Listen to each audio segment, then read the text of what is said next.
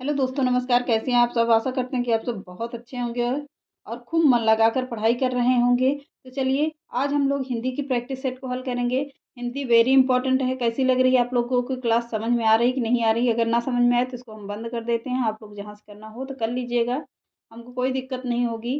तो आप लोगों को कैसा लग रहा है सेशन, कमेंट करके ज़रूर बता दिया करिए कि हाँ, सेशन कैसा लग रहा है, कैसा नहीं लग रहा है। क्योंकि हमारे पास जो भी है बुक से ही हमको प्रैक्टिस करवाना रहता है। हमारे पास कोई डिजिटल बोर्ड वगैरह तो है नहीं कि हम उससे करवा पाएँगे प्रैक्टिस। तो बुक से ही प्रैक्टिस करवाएँगे। अगर आप लोगों के पास बुक नहीं है तो इससे हमारी वीडियो को देखिएगा और हमारी क्लास को मतलब जितना भी प्रीवियस का पेपर है, पूछे गए प्रश्न हैं, इसको हल कर लीजिएगा। चलिए आज देखते हैं, आज का हिंदी का टॉपिक है। हिंदी में पैराग्राफ जो आता है, पैराग्राफ से ही शुरुआत करते हैं हम लोग। तो पैराग्राफ में पूछ रहा है कि पैराग्राफ दिया गया है तो ये क्या है? यह एक गद्यांश है। तो नदी के उस पार जाने को मेरा बहुत मन करता है माँ, वहाँ कतार में बंधी हैं नावें, बांस की खूंटियों से उसी रास्ते दूर दूर जाते हैं हल जोतने किसान, कंधों पर हल रखे रंभाते हुए गाय बैल, तैर कर जाते उस पार घास चरने, शाम को जब वे लौटते हैं घर, ऊंची ऊंची घास में छिपकर हुक्के हों करते हैं सियार। माँ तू तू बुरा ना माने, माँ तू बुरा ना माने तो, अब पूरा दिखा होगा। माँ तू बुरा ना माने तो बड़ा होकर मैं नाव खेने वाला एक नाविक बनूंगा। कौन कह रहा है? लेखक कह रहा है। किसके बारे में? अपने बारे में कह रहा है। तो अब इसमें कैसे क्वेश्चन बनते हैं, मैंने उस दिन आपको समझाया भी था कि क्वेश्चन कैसे बनते हैं। पहले अगर छोटा पैराग्राफ दिया जाता है, पद्यांश या गद्यांश कुछ भी होता है, तो उसको एक बार सरसरी निगाह से देखिए, वहाँ पर टिक लगाते हुए ऐसे करिएगा। फिर उसके बाद तुरंत प्रश्न पढ़िए। आप लोगों को इससे टाइम भी बचता है। प्रश्न पढ़िए कि इस कविता में कौन किसे संबोधित कर रहा है। तो इस कविता में किसे संबोधित किया जा रहा है? प्रश्न देखिएगा कि लेखक नाविक की माँ को कह रहा है, कोई किसी को नहीं कह रहा है। लेखक अपनी माँ को कह रहा है, लेखक के रूप में एक बच्चा माँ को कह रहा है। तो यही ऑप्शन बिल्कुल सही होगा। आगे देखते हैं। सारे प्रश्न इम्पोर्टेंट हैं, यहीं से कभी कभी तो पूरा प्रैक्टिस सेट पुराने ही पेपर देकर पूछ लेता है, सीटेट में हो और यूपी टेट में भी। तो ऐसा देखने को पिछली बार मिला था, जॉब की वाली परीक्षा आई थी कि पिछली बार का पता नहीं, याद नहीं आ रहा है कन्फर्म। बाकी उसमें का पुराना पेपर ही पूरा जीएस में पूछ लिया गया था। तो वैसे ही हम लोग इसको प्रैक्टिस ज़रूर करते हैं। एक नाविक क्यों बनना चाहता है? लेखक नाविक क्यों बनना चाहता है? वह नदी की यात्रा का मज़ा लेना चाहता है, वह नाव चलाने संबंधी अपने शौक को पूरा करना चाहता है, वह नदी पार के सौंदर्य का आनंद उठाना चाहता है, वह हल कराना चाहता है, हल चलाना चाहता है। तो क्या कह रहा है? वह नदी पार के सौंदर्य का आनंद उठाना चाहता है, इसलिए लेखक क्या वो करना चाहता है? नाविक बनना चाहता है। अगला प्रश्न देखते हैं। अगला देखिएगा, नावों को बांसों की खूंटियों से क्यों बांधा गया है? कहीं लहरें नाव को बहा कर न ले जाएं। बांसों की खूंटियां पानी में तैरती रहती हैं ताकि कोई किसी दूसरे व्यक्ति न उठा कर ले जाए। या नाविक ऐसा ही करते हैं। तो क्या कह रहा है कि कहीं लहरें नाव को बहा कर न ले जाए, इसलिए नाव को खूंटियों से, तो आम चीज़ है, सभी को पता होगा कि इसलिए खूंटियों से बांधा जाता है। तो चलिए, टाइम ना दीजिए उस पे ज़्यादा। माँ तू बुरा ना माने तो पंक्ति किस ओर संकेत नहीं करती है? तो किसकी ओर नहीं करती है? लेखक माँ की इच्छा के अनुसार कार्य करना चाहता है। माँ को बुरा लग गया है। लेखक माँ के संवेगों का ध्यान रखता है। लेखक जानता है कि माँ उसे नाविक नहीं बनने देगी। तो इसके बारे में कह रहा है कि नहीं करता है। तो कह रहा है कि लेखक जानता है कि माँ उसको नाविक नहीं बनने देगी। अगला प्रश्न देखते हैं। कविता में पुनरुक्त रूप शब्द युग्म आए हैं, दूर दूर, ऊंची ऊंची, या गया बैल, या दूर दूर ऊंची ऊंची। तो दूर दूर, ऊंची ऊंची, पहला ही ऑप्शन बिल्कुल सही है। आगे देखते हैं।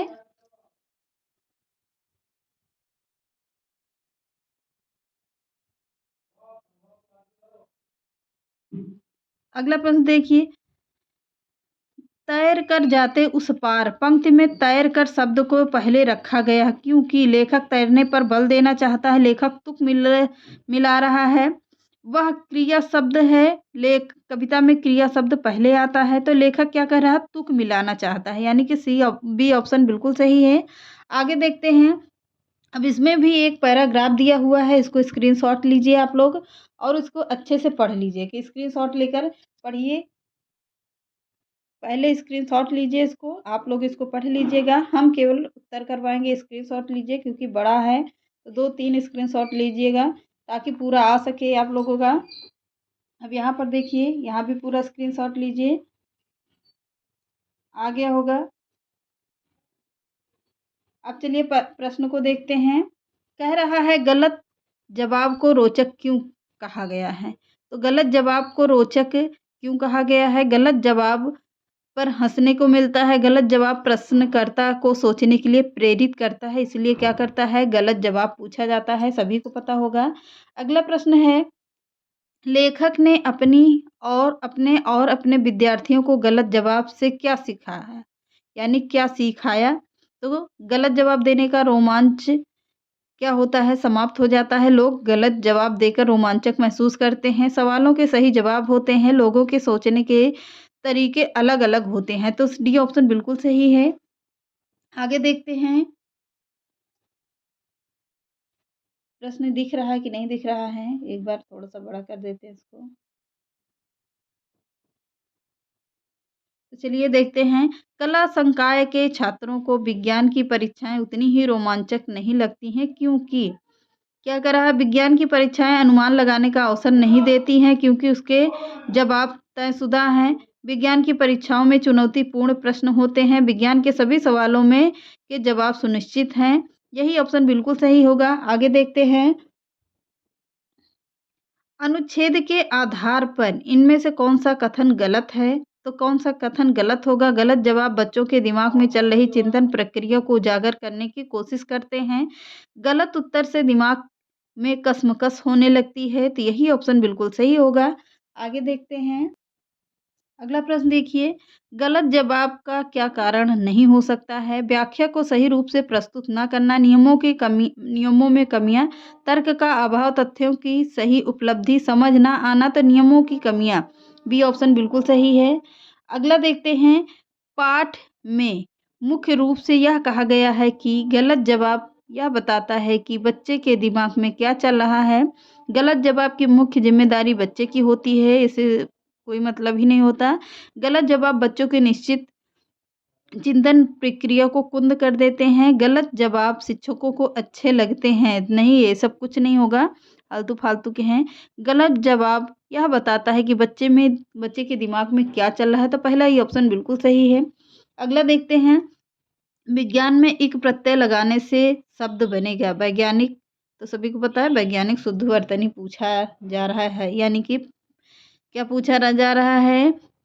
प्रत्यय पूछा जा रहा है। परीक्षा प्रश्न गलती शब्द के बहुवचन रूप हैं। परीक्षाएं प्रश्न गलतियां, परीक्षाएं प्रश्न गलतियां, परीक्षाएं प्रश्नों गलतियां, परीक्षाओं प्रश्नों गलतियां, यही बिल्कुल सही होगा। अगला देखते हैं। अपनी खुद की और अपने विद्यार्थियों वाक्य में रेखांकित सर्वनाम है। निजवाचक सर्वनाम, अनिश्चयवाचक, पुरुषवाचक, संबंधवाचक। तो खुद के लिए क्या होगा? निजवाचक सर्वनाम होता है। तो अगला प्रश्न देखते हैं।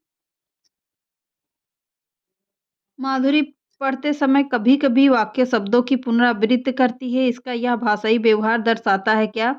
वह समझ के साथ पढ़ने की कोशिश कर रही है। पहला ही ऑप्शन बिल्कुल सही है। आगे देखते हैं। उसने पढ़ा, उसने खाया और उसने चीखा। इसमें भाषा का प्रयोग दर्शाते हैं। नियम कंठस्थ ना होना। सी ऑप्शन बिल्कुल सही है। फटाफट से हम लोग आंसर करते चलते हैं। उसने व्याकरण शिक्षा में, प्रश्न दिख रहा है कि नहीं दिख रहा? 1 मिनट, अब दिख रहा होगा। व्याकरण शिक्षण के संदर्भ में कौन सा कथन सही है? व्याकरण शिक्षण के लिए समय सारणी में अलग से काव्यांशों की व्यवस्था होनी चाहिए। भाषा प्रयोग की अपेक्षा भाषा नियमों को ही महत्व देना चाहिए। भाषा परिवेश के उपलब्ध में भाषिक प्रयोगों के आधार पर स्वयं भाषा के नियम बनाने की क्षमता रखते हैं।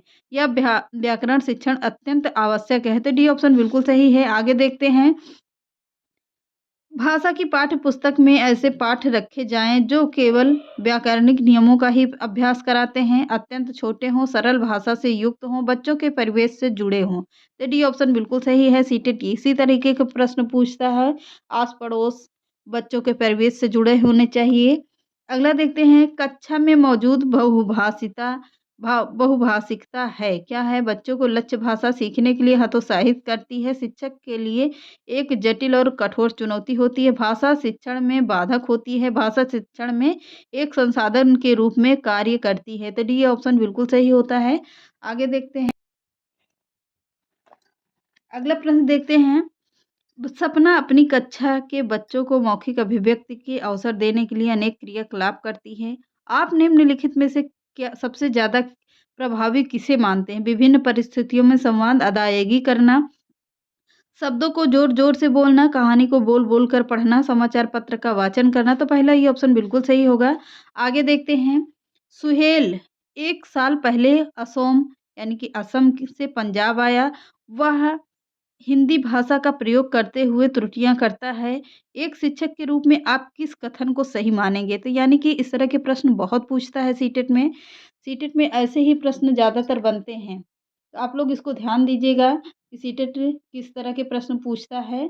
तो कैसा पूछ रहा है? उसे रोज़ 1 घंटा हिंदी भाषा के शब्द बोलने अभ्यास कराना चाहिए। सुहेल को भाषा प्रयोग के अधिकाधिक अवसर प्रोत्साहित देना चाहिए। पहला दूसरा ही ऑप्शन बिल्कुल सही होता है।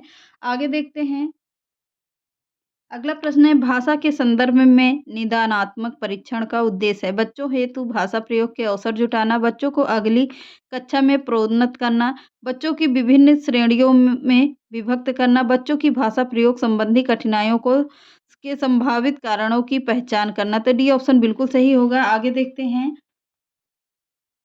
ये मेरा प्रैक्टिस किया हुआ प्रश्न था, तो आप लोग वो ना सोचिएगा। भाषा के सतत और व्यापक मूल्यांकन का उद्देश्य क्या होता है? बच्चों की सीखने की प्रक्रिया को समझकर उपयुक्त शिक्षण अधिगम प्रक्रिया अपनाना। पहला ही ऑप्शन बिल्कुल सही होता है। अगला देखते हैं, उपचारात्मक शिक्षण की सफलता मुख्यतः निर्भर करती है किस पर? बच्चों की समाज सांस्कृतिक पृष्ठभूमि पर, बच्चों की भाषागत त्रुटियों की सूची बनाने पर, समस्याओं की पहचान करने पर या समस्याओं के कारण का सही पहचान पर। तो अगला सी ऑप्शन सही है बिल्कुल। आगे देखते हैं, उच्च कक्षाओं में साहित्य साथ साध्य है और भाषा कौशल साधन है। केवल छंद अलंकारों को समझने का प्रयास करना ही भाषा शिक्षण का उद्देश्य है। भाषा कौशल साध्य है और साधन है, साहित्य है। का भाषा की पाठ्य पुस्तक अत्यंत महत्वपूर्ण है, तो सी ऑप्शन बिल्कुल सही होगा। अगला देखते हैं, भाषा अर्जन। भाषा अर्जन है शिक्षक की आवश्यक उपस्थिति की मांग करता है, भाषा की कक्षा में ही संभव है, सहज स्वाभाविक होता है, प्रयासपूर्ण होता है। तो सी ऑप्शन बिल्कुल सही है। अगला देखते हैं, उच्च प्राथमिक कक्षा स्तर पर भाषा शिक्षण की प्रक्रिया में सबसे अधिक महत्वपूर्ण है। किसके बारे में कह रहा है? पाठ्य पुस्तक में दिए गए गए साहित्यिक अंशों की विस्तृत व्याख्या, पठन कौशल पर अधिक बल देना। यह कह रहा है, पाठों के संदर्भ शब्दों का अर्थ जानने के लिए शब्दकोश का प्रयोग करना, समाचार पत्र पत्रिकाओं या अन्य भाषिक से सामग्री में कही गई बात के निहितार्थ सोच सरोकार की पहचान करना। तो डी ऑप्शन बिल्कुल सही है। ये रहे आज के 30 प्रश्न। तो आपको कैसे लगे कमेंट करके ज़रूर बताइएगा। जैसा भी प्रश्न है, अगर आप लोगों को पढ़ना हो तो करें, नहीं तो इसको बंद कर देंगे। हम सिर्फ टीजीटी की ही प्रश्न हल करेंगे। तो चलिए आज के सेशन को यहीं समाप्त करते हैं। चैनल पसंद आए तो लाइक, सब्सक्राइब एंड शेयर कर दीजिएगा। नमस्कार।